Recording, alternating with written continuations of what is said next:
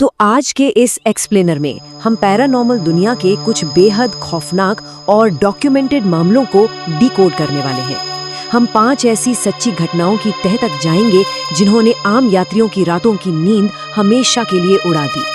आज के इस विश्लेषण के जरिए हम इन घटनाओं के पैटर्न और उनमें छुपे खौफ को एक एक करके समझेंगे। तो बस अपनी सीट बेल्ट बांध लीजिए, क्योंकि ये सफर सच में बहुत ही रोमांचक होने वाला है। हम सब कभी ना कभी ट्रैवल करते हैं, थक हार कर किसी अनजान होटल के कमरे में चेक इन करते हैं और आराम से सो जाते हैं, ये मानकर कि भाई ये कमरा पूरी तरह सुरक्षित है। लेकिन क्या कभी दिमाग में ये ख्याल आया है कि जिस बिस्तर पर हम सो रहे हैं वहाँ पहले न जाने कितने अजनबी रुक चुके हैं? और सबसे डरावना सवाल तो ये है, क्या हो अगर उनमें से कुछ लोग उस कमरे से कभी वापस गए ही ना हो? इसी डरावने विचार के साथ चलिए अपनी पहली लोकेशन की तरफ बढ़ते हैं। हमारी पहली लोकेशन है लास वेगास का मशहूर सर्कस होटल, कमरा नंबर 123। डैनियल और उसके पिता एक सर्कस शो देखने के लिए यहाँ एक दिन पहले ही पहुँच गए थे। शुरुआत में सब कुछ एकदम नॉर्मल लग रहा था, लेकिन जैसे ही उन्होंने उस फ्लोर पर कदम रखा, हवा में एक अजीब सी घुटन महसूस हुई। ऐसा लग रहा था मानो कोई नहीं चाहता कि वो वहाँ रहें। खैर, असली खौफ तो तब शुरू हुआ जब उन्होंने अपने कमरे का दरवाजा खोला। अंदर का नजारा किसी भयानक भ्रम से कम नहीं था। जैसे ही दरवाजा खुला, सारा सामान ऐसे बिखरा पड़ा था जैसे कमरे के अंदर कोई तूफान आ गया हो। दोनों घबराकर तुरंत हाउसकीपर को बुलाने दौड़े। लेकिन असली हैरानी की बात तो ये थी कि जब वो हाउसकीपर के साथ वापस लौटे तो कमरा बिल्कुल साफ और व्यवस्थित था। लिटरली ऐसा लग रहा था जैसे कुछ हुआ ही ना हो। और इससे पहले कि वो पिता उस हाउसकीपर को शुक्रिया कहने के लिए मुड़ते, वो हाउसकीपर भी वहाँ से गायब हो चुका था। उस रात चीजें बस बिगड़ती ही चली गईं। रात के 10 बजे पिता सो जाते हैं, लेकिन डैनियल को नींद नहीं आती। 11 बजे डैनियल कॉरिडोर में एक अजीब सी औरत को भटकते हुए देखता है, जिसके हाथ बहुत ज्यादा लंबे थे। लेकिन सबसे खौफनाक पल आता है ठीक रात 2 बजे। पिता की आंख खुलती है और वो देखते हैं कि उनके बिस्तर पर डैनियल नहीं है, बल्कि एक नीले पड़ चुके बच्चे की लाश लेटी है, जिसके सिर पर गोली का निशान था। और ठीक 2:15 बजे वही लंबे हाथों वाली भयानक औरत पिता पर हमला कर देती है। वो चीख रही थी कि उसके बच्चे को क्यों मारा गया। मतलब ये कमरा असल में एक मृत माँ बेटे की आत्माओं का गढ़ बन चुका था। उस रोंगटे खड़े कर देने वाले अनुभव के बाद चलिए अब माहौल थोड़ा बदलते हैं और एक बिल्कुल अलग लोकेशन पर चलते हैं। हमारी दूसरी लोकेशन है बंगाल का एक छोटा सा इंडस्ट्रियल टाउन। सर्दियों की एक जमा देने वाली रात थी। एक थका हुआ यात्री एक होटल में पहुंचता है जो पूरी तरह से भरा हुआ था। काफी मिन्नतों के बाद उसे मजबूरी में छठे माले पर एक कमरा दे दिया जाता है। लेकिन वो कमरा अपने साथ एक बहुत ही डरावनी शर्त लेकर आया था।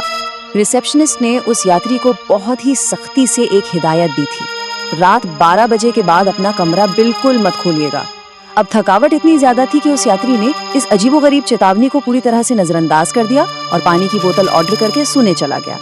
लेकिन सच कहूं तो जब कोई इतनी सख्त चेतावनी देता है तो उसके पीछे का कारण अक्सर हमारी सोच से कहीं ज्यादा भयानक होता है।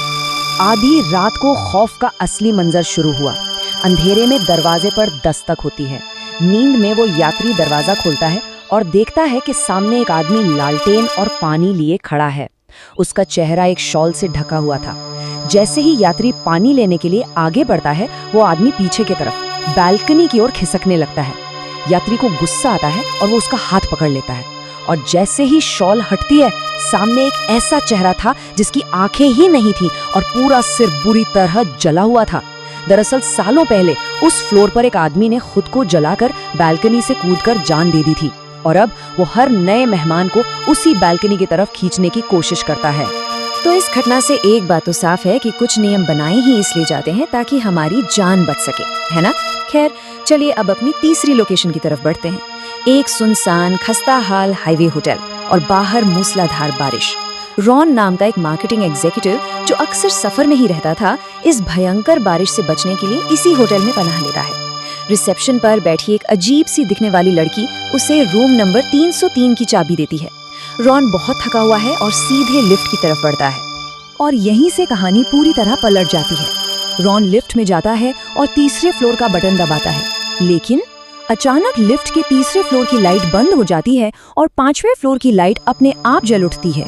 लिफ्ट ऊपर जाती है और बीच में ही एकदम घना अंधेरा छा जाता है। रॉन को साफ महसूस होता है कि कोई उसके ठीक पीछे खड़ा है, उसकी गर्दन पर भारी सांसें ले रहा है। अंधेरे में ही एक हाथ उसके मुंह को कसकर दबा लेता है और उसके कान में कोई कुछ फुसफुसाता है। किसी तरह जब लिफ्ट का दरवाजा खुलता है तो वो 5वें फ्लोर पर होती है। रॉन बिना एक सेकंड सोचे वहां से सीढ़ियों की तरफ भागता है।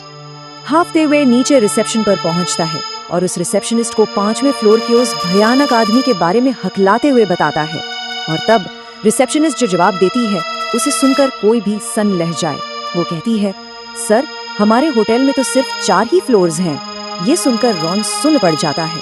वो तुरंत होटल से बाहर भागता है, अपनी गाड़ी में बैठता है और जब वो गाड़ी के रियर व्यू मिरर में देखता है तो उसे रिसेप्शनिस्ट के ठीक पीछे एक बहुत बड़ा काला साया खड़ा मुस्कुराता हुआ नजर आता है। लिफ्ट ने रॉन को एक ऐसे डिमेंशन में पहुंचा दिया था जो असल दुनिया का हिस्सा था ही नहीं। खौफ का ये सिलसिला यहीं नहीं रुकता। हमारी चौथी लोकेशन है मसूरी का बदनाम होटल हैवक। रात के 2 बज रहे थे। आशीष और उसके दोस्त अपनी ग्रेजुएशन ट्रिप पर गए हुए थे। आशीष की जिद के कारण उन्होंने इस बंद पड़े डरावने होटल को एक्सप्लोर करने का फैसला किया। उन्होंने वहां मौजूद एक गार्ड को कुछ पैसे दिए और अंदर जाने का रास्ता बना लिया। लेकिन उन्हें इस बात का बिल्कुल अंदाजा नहीं था कि ये जगह असल में एक खूंखार ब्रिटिश डचेस की आत्मा का शिकारगाह है। तो इस डरावनी रात के टाइमलाइन को जरा ध्यान से समझते हैं। ठीक 2 बजे ये ग्रुप होटल में घुसता है और तुरंत उन्हें एक अजीब सी घुटन महसूस होने लगती है। 2:30 बजे उनकी दोस्त नेहा अचानक गायब हो जाती है। जब वो उसे पागलों की तरह ढूंढते हैं तो वो एक कमरे में फांसी पर लटकी हुई मिलती है।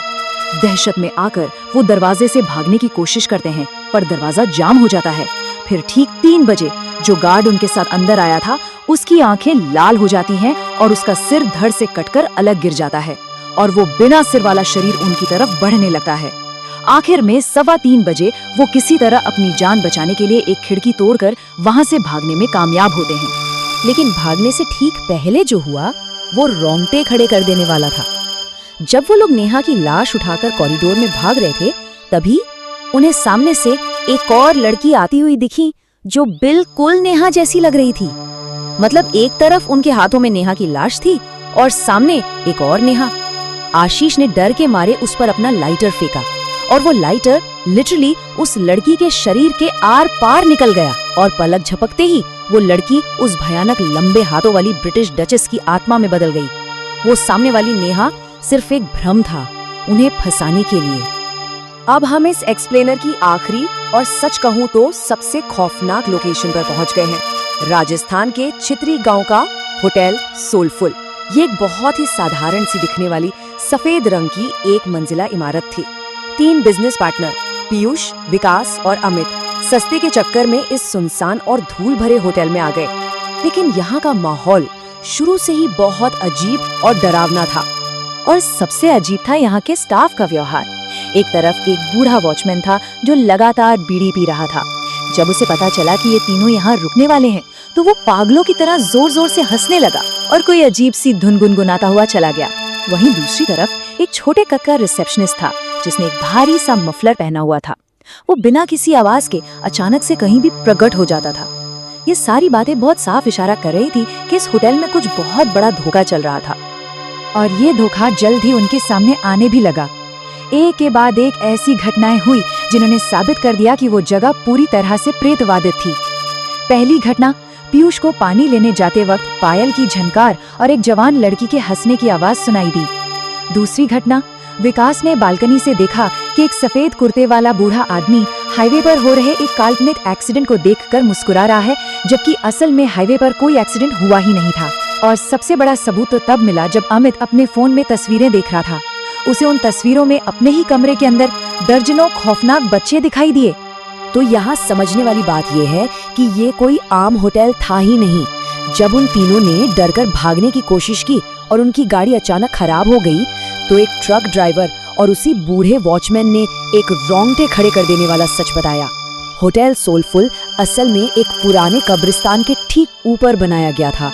वहाँ 1-2 नहीं बल्कि 100 से भी ज्यादा बेचैन आत्माएं कैद थीं और ये आत्माएं किसी भी मेहमान को वहाँ से जिंदा वापस नहीं जाने देती थी। उन्होंने ही इन तीनों की गाड़ी भी खराब की थी ताकि ये लोग कभी उस जगह से भाग ना सकें। इस कहानी का क्लाइमैक्स सुनकर सच में रूह कांप जाती है। जब वो तीनों अपना सारा सामान छोड़कर हाईवे की तरफ पागलों की तरह भाग रहे थे तो वो रिसेप्शनिस्ट उन्हें रोकने के लिए उनके पीछे आया। तभी अचानक हवा का एक बहुत तेज झोंका आया और रिसेप्शनिस्ट के गले से वो भारी मफलर उड़ गया। मफलर हटते ही उन तीनों ने देखा कि उसके गले पर फांसी के फंदे का एक गहरा काला निशान था। वो तुरंत समझ गए कि उस पूरे होटल में सिर्फ वो 3 ही जिंदा इंसान थे, बाकी सब वॉचमैन से लेकर रिसेप्शनिस्ट तक सबके सब मरे हुए थे। वो तीनों बस अपनी जान बचाकर उस अंधेरे हाईवे पर भागते रहे, जबकि पीछे वो पूरा का पूरा होटल सैकड़ों भूत प्रेतों से घिर चुका था। तो इन तमाम खौफनाक घटनाओं और होटल के कमरों में छिपे इन काले इतिहासों को डिकोड करने के बाद एक बहुत बड़ा और गहरा सवाल हम सबके सामने खड़ा होता है। क्या अब कभी किसी अनजान होटल के कमरे में चेक इन करते वक्त वो बिस्तर पूरी तरह सुरक्षित महसूस होगा? क्या हम कभी सच में ये जान पाएंगे कि जिस छत के नीचे हम सो रहे हैं वहां हमसे पहले असल में क्या-क्या घटित हो चुका है? हमारा ये डरावना सफर तो यहीं समाप्त होता है, लेकिन ये सवाल शायद अगली किसी भी यात्रा के दौरान हमारा पीछा नहीं छोड़ेगा। इस एक्सप्लेनर से जुड़ने के लिए आपका बहुत बहुत धन्यवाद।